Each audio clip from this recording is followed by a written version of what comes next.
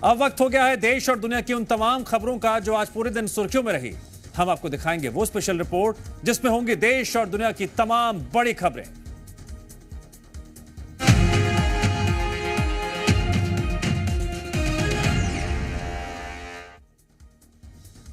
झारखंड की राजधानी रांची में 2 दिन तक ईडी की छापेमारी में करोड़ों रुपए कैश मिले। आज हम आपको झारखंड सरकार के उस विकास मॉडल के बारे में बताएंगे जिसके जरिए यह करप्शन का पहाड़ खड़ा हुआ। कैसे महज 10,000 की जांच से शुरू हुआ मामला 35 करोड़ तक पहुंच गया। कैसे 10,000 के लालच ने झारखंड के नेताओं और नौकरशाहों के इस पूरे गठजोड़ को बेनकाब कर दिया।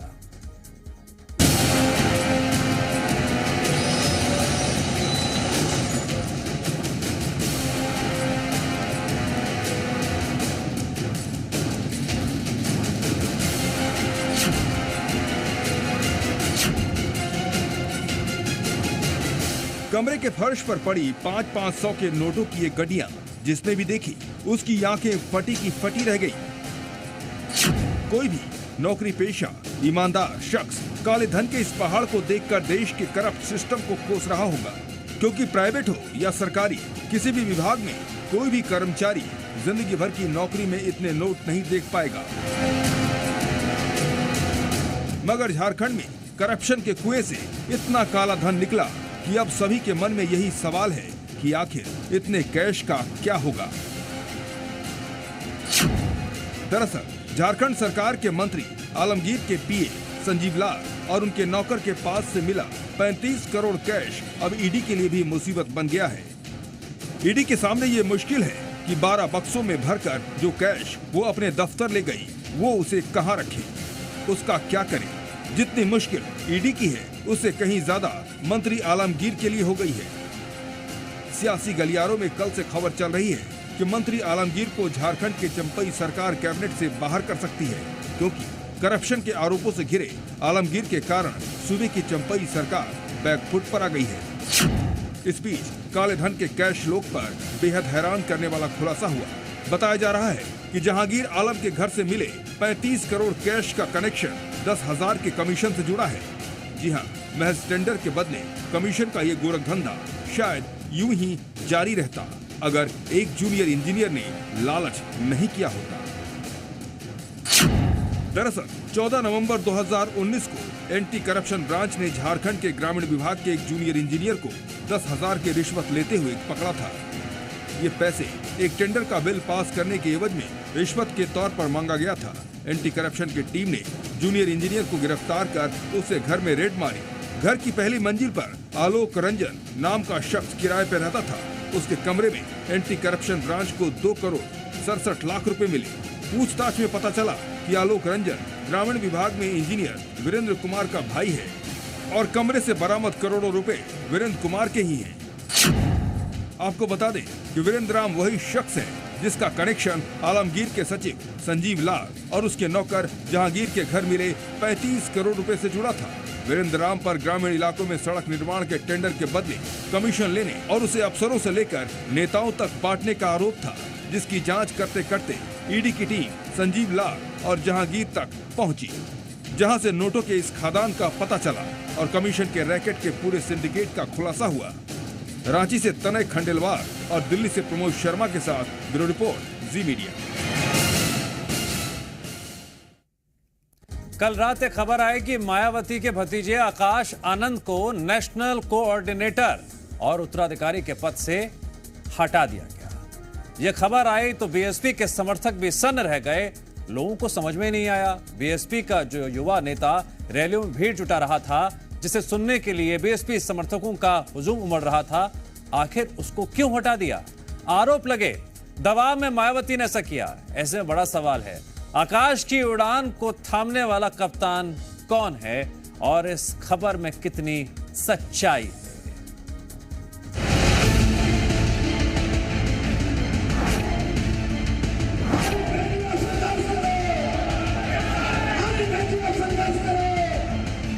बीएसपी की डूबती सियासत में तिनका नहीं बल्कि पूरी नाव बनकर उभर रहे थे आकाश आनंद। भाजपा की सरकार बुलडोजर की सरकार नहीं, यह आतंकवादियों की सरकार है। अपने अवाम को गुलाम बनाकर रखा है। ऐसी सरकार का समय आ गया है अब खत्म होने का। क्या 28 अप्रैल को सीतापुर में दिया गया यही बयान आकाश आनंद के डिमोशन की वजह बन गया? क्या इसी बयान की वजह से आकाश की सियासी उड़ान पर ब्रेक लग गया, या फिर उनकी सियासी उड़ान पर ब्रेक लगाने वाला कप्तान कोई और है? सियासी गलियारों में तो ऐसी ही हवाएं, लेकिन इसके पीछे की इनसाइड स्टोरी क्या है, आपको वो बताएं। उससे पहले आकाश आनंद के डिमोशन में कांग्रेस से लेकर समाजवादी पार्टी मायावती पर कैसे निशाना साध रही है, वो सुनिए। आकाश आनंद अपनी रैलियों में भाजपा का विरोध कर रहा था। भारतीय जनता पार्टी से समझौते के नाम पर कहीं ना कहीं आकाश आनंद को हटा तो नहीं दिया है, मायावती जी को जवाब देना होगा। आकाश आनंद के पदों से बर्खास्त करने का फैसला ये दर्शाता है कि बसपा और भाजपा का आघोषित गठबंधन है। जनता देख रही है, जनता जवाब देगी। अब समझते हैं कि आखिर जिन आकाश आनंद की रैलियों में बीएसपी की सिमटती भीड़ फिर से घुमड़ती हुई नजर आ रही थी, बीएसपी की रैलियों में जिसकी वजह से फिर से जोश पनप रहा था, वो जोश जो 1.5 दशक पहले तक मायावती की रैलियों में नजर आता था। आखिर वो सियासी जोश लाने वाले आनंद अचानक से अपरिपक्व कैसे हो गए? मायावती को मंगलवार रात को ये क्यों कहना पड़ा कि आकाश आनंद अभी अपरिपक्व हैं और फिलहाल उन्हें नेशनल कोऑर्डिनेटर और उत्तराधिकारी के पद से अलग किया जाता है? तो इसके पीछे असली कहानी को ध्यान से सुनिएगा, इसमें कई बातें। पहली बात, मायावती का आकाश आनंद के विवादित बयानों से नाराज होना। सूत्रों के मुताबिक सरकार पर विवादित बयान से मायावती नाराज थी। ये मायावती की चिरपरिचित अटैक वाली शैली के खिलाफ है। आकाश का बीजेपी पर ही सबसे ज्यादा जुबानी हमला हो रहा था। केवल बीजेपी पर अटैक से समाजवादी पार्टी को फायदा होता दिख रहा था, जबकि बीएसपी को नुकसान। आकाश को हरियाणा, दिल्ली, पंजाब, राजस्थान की जिम्मेदारी दी गई थी, लेकिन वो रुचि यूपी में ही ले रहे। बीजेपी पर बयानबाजी के बाद आकाश आनंद को संकट में फंसने से बचाने की भी कवायद है ये, ऐसा भी कहा जा रहा है। बीजेपी के साथ अपने रिश्तों को बचाने की कवायद में एक्शन किया गया। इसके अलावा आकाश आनंद भावनाओं से ज्यादा दिमाग से बयान दे, इसलिए भी एक्शन हुआ है। ये अलग अलग थ्योरीज हैं और इनमें से किसी भी थ्योरी से इनकार नहीं किया जा सकता। मायावती का सियासी करियर फिलहाल सुस्त पड़ा हुआ है। आकाश आनंद में वो अपना भविष्य देखती है। ऐसे में वो कभी नहीं चाहेंगी कि आकाश आनंद अभी से किसी सियासी संकट में पड़े। ब्यूरो रिपोर्ट, जी मीडिया। दिल्ली को दहशत की राजधानी बनाने वाले, करोड़ों की फिरौती वसूलने वाले, किसी पर भी गोली चला देने वाले गैंग का आतंक दिल्ली में लगातार क्यों बढ़ रहा है? यह आतंक दिल्ली के भाऊ का है। भाऊ महज 22 साल का ही लड़का है, जो करीब 7,500 किलोमीटर दूर से देश की राजधानी में आतंक मचा रहा है। दिल्ली में दहशत का कारोबार खोलने की कोशिश में लगा भाऊ गैंग अब पुलिस के टारगेट पर है।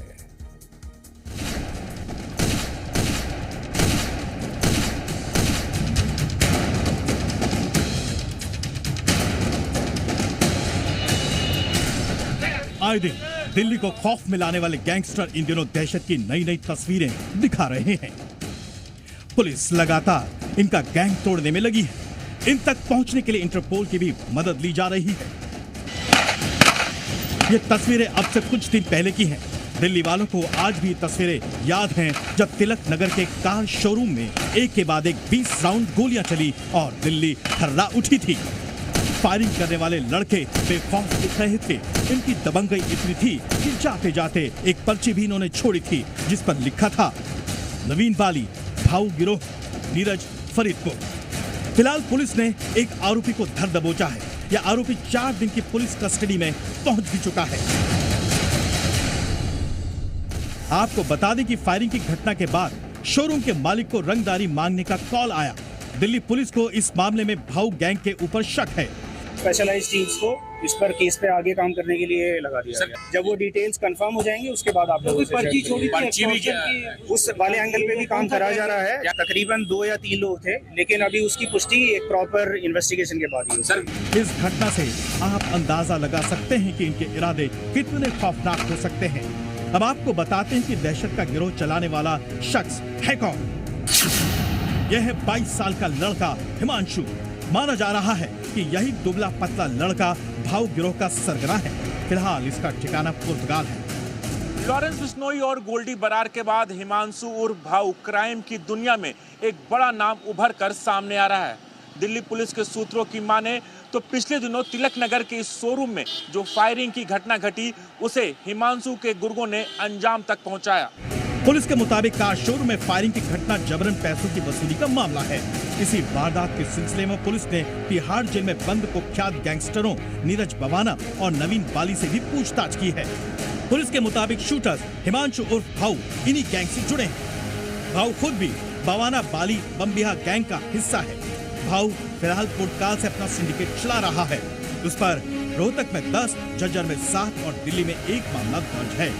हिमांशु पर फर्जी नाम, पता, जाली कागजातों से फेक पासपोर्ट बनवाने का भी आरोप है। हरियाणा पुलिस ने भाऊ पर 1,55,000 रुपए का इनाम घोषित किया है। बात करते हैं मध्य प्रदेश की राजधानी भोपाल की, जहां पर मतदान का प्रतिशत बढ़ाने के लिए प्रशासन ने एक अनोखी मुहिम शुरू की। यहां पर मतदान करने आए लोगों को लकी ड्रॉ के जरिए गिफ्ट दिए गए। देखिए भोपाल में शुरू हुए इस मुहिम का मतदाताओं पर असर क्या पड़ा।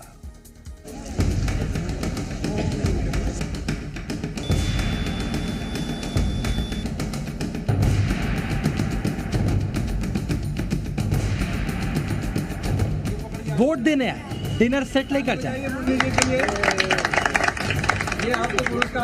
वोट देने आए, जूसर मिक्सर लेकर जाए। वोट देने आए, हीरे की अंगूठी लेकर जाए। अधिकार है इसे। मध्य प्रदेश की राजधानी भोपाल में एक तरफ वोट देकर लोगों ने लोकतंत्र के पर्व में हिस्सा लिया, तो दूसरी तरफ अपने घर के लिए उन्हें आकर्षक उपहार भी मिले। ये आपको पुरस्कार क्यों मिला पता है? आप वोट डालने आए। लोकसभा चुनाव में वोटिंग प्रतिशत बढ़ाने को लेकर भोपाल प्रशासन ने अनोखी पहल की। यहाँ मतदान के दिन हर बूथ पर लकी ड्रॉ के जरिए मतदाताओं को गिफ्ट मिले। कुछ मतदाताओं को लकी ड्रॉ में हीरे की अंगूठी भी मिली है। दिखाइए तो रिंग दिखाइए। रिंग दिखाइए। वोटर्स ने इस पहल का स्वागत किया है और जिन्हें गिफ्ट मिले वो अब सबसे वोट डालने की अपील भी कर रहे हैं। अयान बहुत बहुत मुबारक हो आपको। कैसा फील कर रहा है? भोपाल के 2000 से अधिक मतदान केंद्रों में लकी ड्रॉ निकाले गए। हर बूथ पर 3 लकी ड्रॉ निकाले गए। इसमें रेफ्रिजरेटर और टेलीविजन से लेकर हीरे की अंगूठी तक के गिफ्ट शामिल थे। देश के कई हिस्सों में मतदान प्रतिशत में कमी देखी जा रही है, जिसके बाद मतदाताओं को जागरूक करने के लिए की गई इस पहल की हर जगह चर्चा हो रही है। ब्यूरो रिपोर्ट, जी मीडिया। दुनिया के सबसे बड़े लोकतंत्र में चुनाव जब भी आते हैं, विदेशों से एनआरआई हवाई जहाज में भर भर कर हिंदुस्तान आते हैं। मकसद होता है वोट डालना। लेकिन 24 के चुनावों में पंजाब में एनआरआई वोटरों की संख्या कम हो गई है। आखिर क्यों? रिपोर्ट देखिए।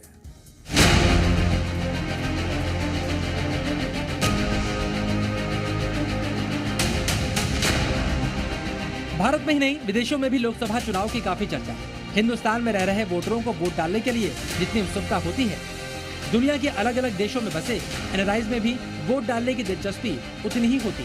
लेकिन 24 के चुनाव का सीन थोड़ा सा अलग है। 24 के चुनाव में एनआरआई वोटर्स कम क्यों? एनआरआई वोटर्स की दिलचस्पी क्यों हुई कम? ज्यादातर पंजाबी कनाडा, अमेरिका, ऑस्ट्रेलिया और दूसरे देशों में बसे हैं। लेकिन चुनावी मौसम में वो न सिर्फ मतदान करने के लिए आते हैं, बल्कि वोट डालने के लिए जागरूकता भी फैलाते हैं। सोशल मीडिया से लेकर मोबाइल पर मैसेजिंग करते हैं। अगर 2017 में पंजाब विधानसभा चुनाव की बात करें तो एनआरआईज ने वोट डालने की अपील की, हवाई जहाजों में बैठकर वोट डालने के लिए आए, वोट कैंपेनिंग में भी जमकर हिस्सा लिया, चुनावों में चंदा भी दिया और पंजाबियों को वोट डालने के लिए प्रेरित किया। लेकिन 2019 आते आते ये लहर कम हो गई और 2024 में ना के बराबर है। इस पर एक्सपर्ट क्या कहते हैं वो भी सुनिए। 2 साल हो गए हैं, आप भी देख रहे हो, दुनिया भी देख रही है। उम्मीदों पर पूरे तो नहीं उतरे, लेकिन पूरी उम्मीदें, सपने अभी टूटे भी नहीं। लेकिन एक बात साफ है जो एनआरआईओं वाली, कि वो उनको अब उतना जितना आज से 10 साल पहले, 8 साल पहले जहाँ 5 साल पहले भी एक उम्मीद थी कि यहाँ कोई पॉलिटिकल बदलाव आएगा, हम थोड़ा पैसा लगाएं, पंजाब अच्छा बनेगा, पंजाब खुशहाल बनेगा, जो भगवंत मान कहते हैं रंगला पंजाब बनेगा, उसकी उनको उम्मीद धीरे धीरे कम होती लगती है, इसलिए वो पीछे हट गए। पंजाब में 1 जून को चुनाव होंगे।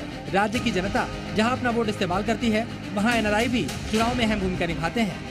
एनआरआई जो हैं वो बेशक वो बाहर रहते हैं, लेकिन उनकी जो आत्मा है वो पंजाब में है। वो हमेशा चाहते हैं कि पंजाब हमारा अच्छा सोने की चिड़िया जैसे पहले था वैसा रहे। सर, एनआरआई की यही डिमांड है कि हमारी कंट्री आगे बढ़े। इन उम्मीदों के साथ वो वोट करेगा। 24 के चुनाव में पंजाब में इस बार एनआरआई वोटरों की संख्या 1597, लेकिन वोटरों की दिलचस्पी कम। जाहिर है चुनाव के माहौल में भी इसका असर देखने को मिल रहा है। कोविद कौर के साथ रहमान खोसला, जी मीडिया। मुसीबतें लगता है लगातार सलमान खान का पीछा कर रही हैं आजकल। एक तरफ सलमान खान से बिश्नोई समाज नाराज हो गया है, उनके खिलाफ केस दर्ज कराने की तैयारी हो रही है। वहीं सलमान खान पर हमले को लेकर बड़ा खुलासा हुआ है। खुलासे के मुताबिक सलमान खान पर आरोपी लोन वुल्फ अटैक करने का प्लान भी बना रहे थे।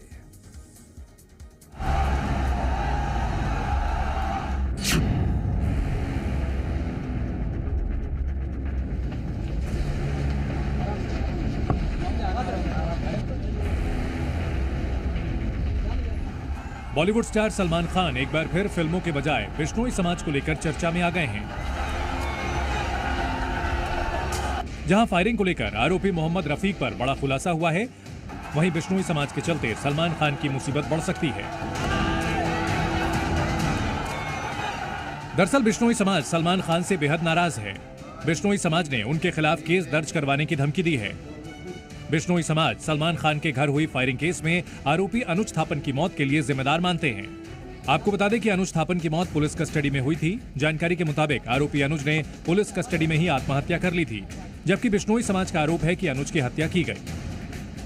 कोर्ट के थ्रू सलमान खान को भी इस वो बी के अंदर जिसमें षड्यंत्र में शामिल होता है 120 बी, उसके तहत उसके खिलाफ भी मुकदमा दर्ज कराएंगे। आपको बता दें कि 25 अप्रैल को अनुज थापन को पंजाब से गिरफ्तार किया गया था, जिस पर सलमान खान के घर के बाहर फायरिंग करने वाले दोनों आरोपियों को हथियार मुहैया कराने का आरोप था। दूसरी ओर एक बेहद अहम जानकारी के मुताबिक सलमान खान फायरिंग केस में गिरफ्तार 5वां आरोपी मोहम्मद रफीक चौधरी सलमान खान के घर पर लोन वुल्फ अटैक करने की प्लानिंग कर रहा था। पुलिस सूत्रों के मुताबिक मोहम्मद रफीक चौधरी सलमान खान के घर पर हमला करने वाले दोनों आरोपियों के साथ ही नवी मुंबई के फ्लैट पर रह रहा था और उन्हें इस पूरे हमले के लिए लॉजिस्टिक सुविधाएं मुहैया करवा रहा था। पुलिस सूत्रों के मुताबिक रफीक ने गोलीबारी से ठीक 2 दिन पहले बॉलीवुड अभिनेता सलमान खान के घर की रेकी की थी। 12 अप्रैल को रेकी करते हुए एक वीडियो भी शूट किया था और उसे अनमोल बिश्नोई को भेजा था। पुलिस सूत्रों के मुताबिक रफीक को शूटआउट से पहले बिश्नोई गैंग से फंड मुहैया कराया गया था। अनमोल बिश्नोई के ही कहने पर इस घटना को अंजाम दिया गया था। फायरिंग की घटना के बाद रफीक राजस्थान भाग गया था। ब्यूरो रिपोर्ट, जी मीडिया। क्या रूस परमाणु युद्ध की तैयारी कर रहा है? क्या रूस सब दुश्मन के खिलाफ परमाणु बम का इस्तेमाल करेगा? ये सारे सवाल इसलिए उठ रहे हैं क्योंकि रूस ने 3 दिन के अंदर दुनिया को परमाणु युद्ध के 3 संकेत दिए हैं। रूस के निशाने पर 3 देश की राजधानियां हैं। इन देशों पर परमाणु हमले के लिए रूस कौन से हथियार इस्तेमाल करेगा और कैसे परमाणु युद्ध की तैयारी कर रहा है, जानने के लिए देखिए अगली स्पेशल रिपोर्ट।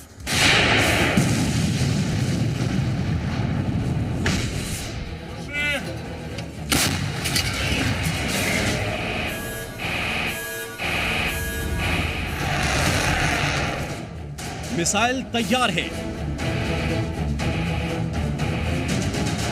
फाइटर जेट्स भी रेडी हैं।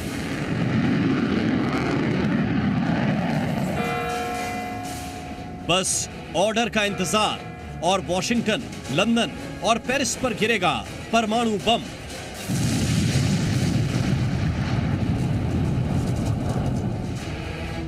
अमेरिका, ब्रिटेन और फ्रांस की राजधानियां परमाणु खतरे की रेंज में आ गई हैं। पश्चिमी देशों के लिए रूस से रेड अलर्ट आ गया है। फिर से रूस ने दुनिया की महाशक्तियों को परमाणु हमले की धमकी दी है। पुतिन के सबसे खास नेता और रूस के राष्ट्रपति रह चुके दिमित्री मेदवेदेव ने पश्चिमी देशों को परमाणु जंग की चेतावनी दे दी है।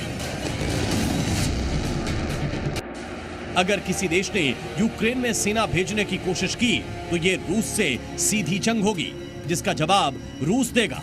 उन हालात में कैपिटल हिल, एलसी पैलेस और 10 डाउनिंग स्ट्रीट में भी बच नहीं पाओगे। तब वो एक महातबाही होगी।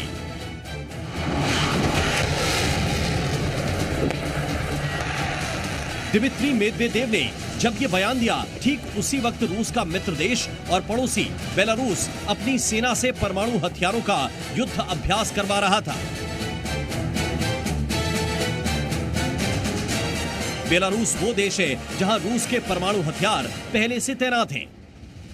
बेलारूस के तानाशाह लुकाशेंको ने पिछले महीने ही पश्चिमी देशों को परमाणु हमले की धमकी दी थी। अब उनकी सेना परमाणु बम ले जाने में सक्षम इस्कंदर मिसाइल से युद्धाभ्यास कर रही है। इस्कंदर मिसाइल 700 किलोग्राम वजनी बम अपने साथ ले जाने में सक्षम है। ये मिसाइल 500 किलोमीटर दूर तक वार कर सकती है। इसकी रफ्तार 6000 किलोमीटर प्रति घंटा है। ऐसे में 500 किलोमीटर दूर पहुंचने में इसे सिर्फ 5 मिनट से भी कम वक्त लगेगा। बेलारूस ने आसमान से परमाणु बम गिराने में सक्षम फाइटर जेट सुखोई 25 से भी युद्धाभ्यास किया।